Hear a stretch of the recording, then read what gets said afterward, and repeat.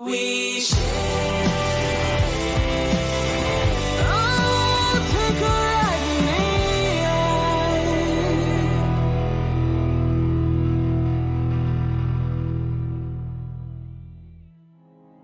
My name is Ugochukwu Uhuonu, but I'm known as 20 Mouths. I'm a comedian, I'm an actor, I'm a playwright, and I'm a radio and motion picture producer, director. I've been in the business of entertainment for over 2 decades. I have so many jobs to my credit. I'm the MD CEO of Splice Media. I drop weekly comedy skits online on the platform of 20 Mouth House of Humor. I live the life of every young man. At a particular point in time, I felt I should get married. So in a bid to get a wife, I went in search. I was searching everywhere. I went online. There's this site on Facebook known as Adventist Meeting Black Mates. Coincidentally, I got there and a young girl dropped a comment there, all men are dogs. And because I know I'm not a dog, I went to the comment section and I said, yes, you are right. If all men are dogs, it means that your father is a bingo and your brothers, if you have any, are whiskey. And then I chat her privately to say, remove that post. Men are not dogs. And then she gave me her view for that post, but she pulled it down later. After some time, she dropped another comment. Men who spend time on Facebook are jobless men. I spend time on Facebook because of the nature of my job. I'm a media person. And then it didn't go down well with me. I didn't attack her now publicly. I chat her privately. Now, in a bid to let her know that all men who spend time on Facebook are not jobless, I started chatting her. I invited her, sent her transport. She didn't come. I sent another one. She as well didn't come. Then the day she came unannounced, she told me she was in Abuja. I told her I'm not in Abuja, and the rest of them, she left. So after some time, she called me again that she was in Abuja. I was like, which of this your boyfriend do you always come to see? Each time you don't see him, you call me. Then I came out to see her. I was with a friend. So I told him, Kinsley, I said, when we parked, I saw her making a call under the bridge. I was parked somewhere. So I told him, go and tell that lady that is making call, tell her you're 20 Mouth. So he got there and she was like, that's not 20 Mouth voice. So he brought her to me. We got to the house, less than 15 minutes. The whole visit was about 15 minutes. Within the few minutes she was in the house, some guys came and knocked the door that they were looking for. They called the name. I was like, I don't know such name in this neighborhood. Then I didn't want to let her feel I was jobless on the rest of them, She already had this mindset that men who spend time on Facebook are jobless. I just thought that I was going out. So I took her out, stopped the taxi for her to go. She refused to enter. After some time, I saw those guys who knocked the door.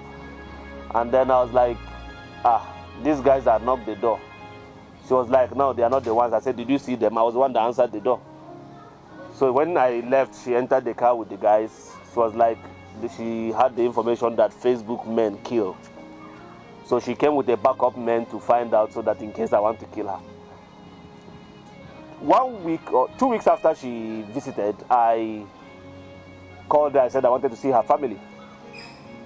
I invited her. She came to Kaduna where her parents are. I left Abuja and I went to Kaduna. On reaching there, I was welcomed by her family. She ushered me in. As she was going in, I was coming in. I was in between the father and the mother, so I started walking like a cripple. So I noticed that the parents were looking at themselves. The guy who is coming to see you is a cripple. And they started speaking Igbo. So the mother now, she was telling them, no, his legs are okay. Then the mother now called me to the kitchen to come.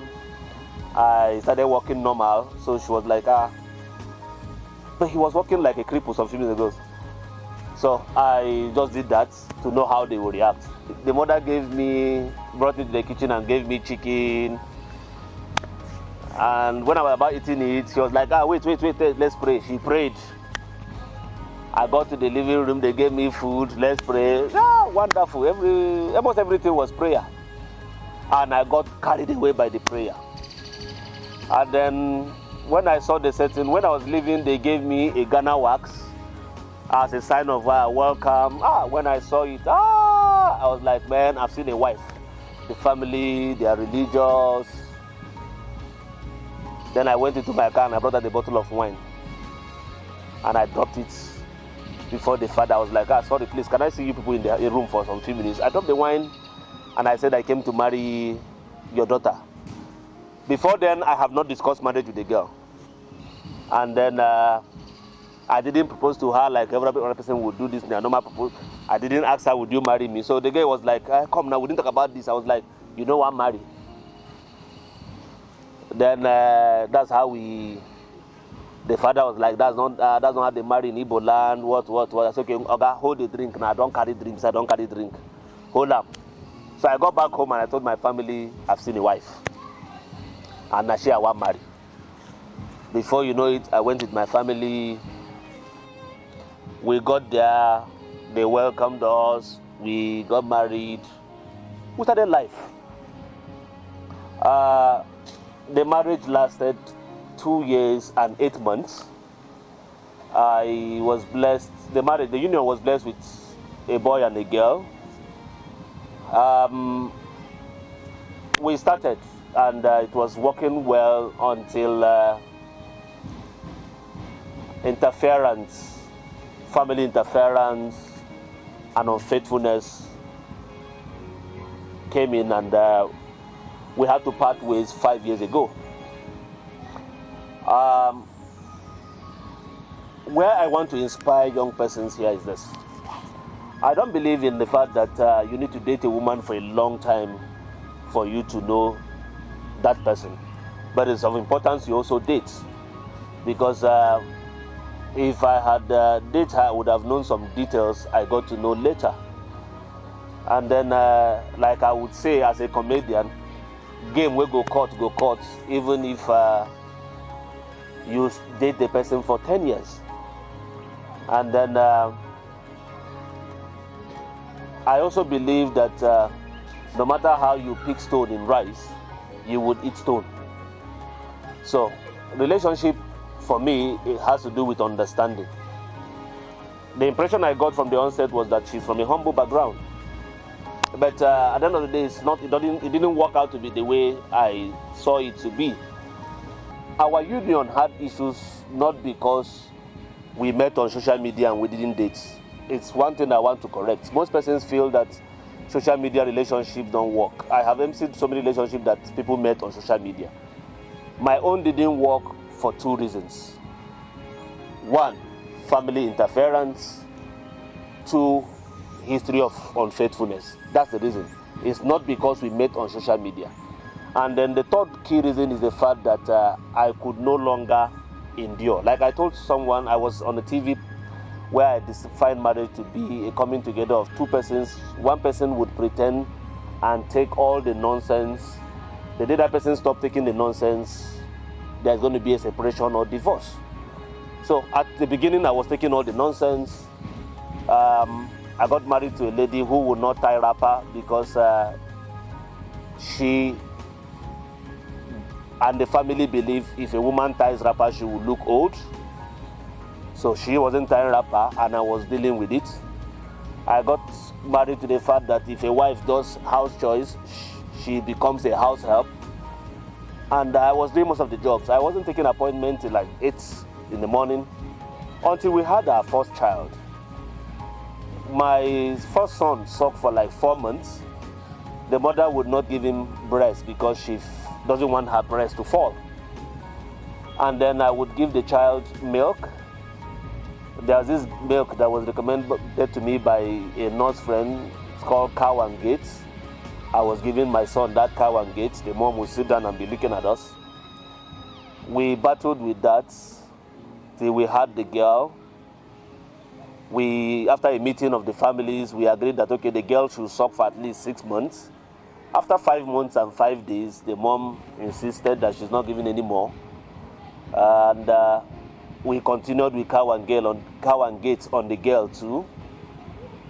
I could no longer endure. Then I recommended that we separate and then part our ways, because we were no longer living as husband and wife. We were two masters on our own. And then we parted ways. My daughter was about 10 months old when we parted ways. Everybody felt, pretty much, can you cope taking care of children when it's even difficult for a husband and wife to? People were like advising, take the children to your parents, go and drop them there. Already I have this orientation that I won't be alive and my children will live like orphans. They are not seeing their father, they are not seeing their mother. So I decided on my own to commit myself to the fact that I will take care of my children no matter what.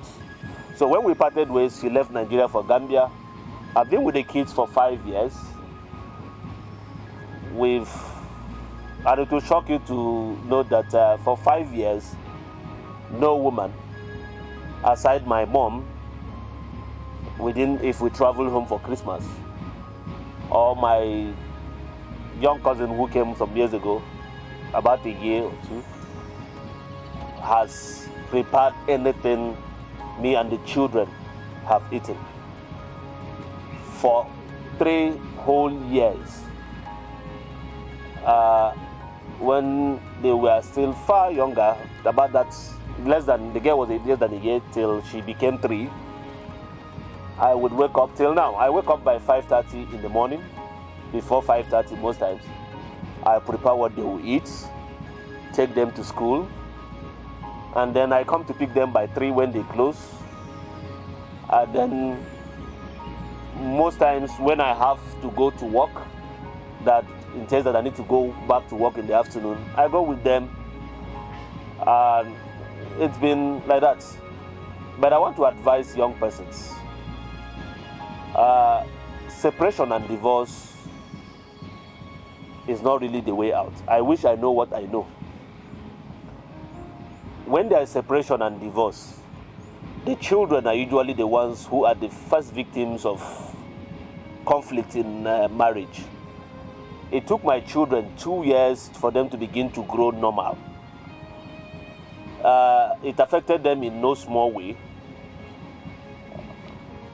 But thank God they're out of it. I know some friends who had the same issues with me when I had issues. So many of them dropped their children in the orphanage homes. So many of them dropped their children with their parents, and so many left the children with their wives. But for me, I didn't want to leave her, like so many persons who ask, why didn't you give the children to their mom? And I don't have any regret for keeping them, because till date, and I'm a lover of children. I have 2 biological ones and 1 adopted child whom I have also been taking care of, not minding the fact that I am not the biological father. The child doesn't even know anybody. I started paying that child's school fees from primary, and the person has finished secondary school today. So most persons have this idea that Facebook relationship don't last. It is not true. My own didn't last because I met her on Facebook. Facebook wasn't the problem for us. The reason why we didn't last was, like I said, interference from family, unfaithfulness, and lack of understanding. We didn't have understanding, and then we could no longer tolerate ourselves. Tolerance is a big virtue for marriage. We no longer could tolerate ourselves, and that's the reason why we had to call it off. Like I will tell everyone, some persons will say we were not destined to be. It is not true. If we were not destined to be, we would not even start it in the first place. That's one wrong misconception most persons have. The reason why we got married was because we were made to be married. Like I tell everybody, if not her, nobody would have given me Dave and Amanda. I would have still had other children, but they wouldn't be those ones. So it is because we were destined to be that God allowed us to be. Now, as a filmmaker, like I tell people, I see life as a film. And as an actor on set, you only have the story, the copies you have. Until the film comes out, you don't know the reason why you acted what you acted. So, if you don't have the full story, you don't conclude that you made mistake. For me, I don't believe there's a mistake in marriage. I didn't make mistake in marriage.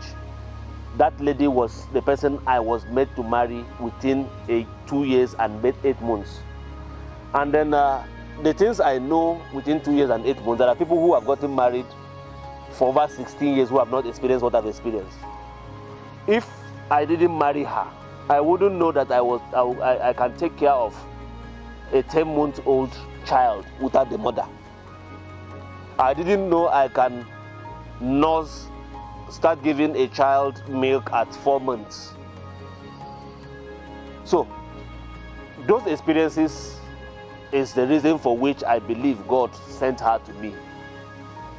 And I'm this guy who has this wonderful idea of how a family should be. If anyone had told me about 7 to 8 years ago that I would get married and then part ways, I would say it's not true. Because for anyone who was privileged to be in my wedding, it wasn't, if it's a wedding, if it was a union that would have lasted 2 years and 8 months, I wouldn't spend what I spent in that marriage. It was a high society marriage. The who and who that is in Nollywood was there. And then I want to as well use this privilege to correct this notion. Most persons have this notion that celebrity marriage don't last. It's not true. They last. Our marriages don't crash because of our job. Like when I talk about the fact that my marriage crashed on account of unfaithfulness, most of you would begin to see it from my own point of view of my job. But I can say it on authority that from the day I agreed to marry my wife and 1 year after she left my house, I didn't know any woman. From the day I got married, my friends were all calling me chicken. Chicken in the sense that I would always rush back home before the local fowls would always go into their huts. I go home before 6 p.m. and if I must go out, I go out with my wife. So I didn't have any affairs outside my wife. My wife was my wife and I was so proud of my wife. She was always following me to sets. So when I say unfaithfulness, I am not unfaithful to her. I wasn't unfaithful to her.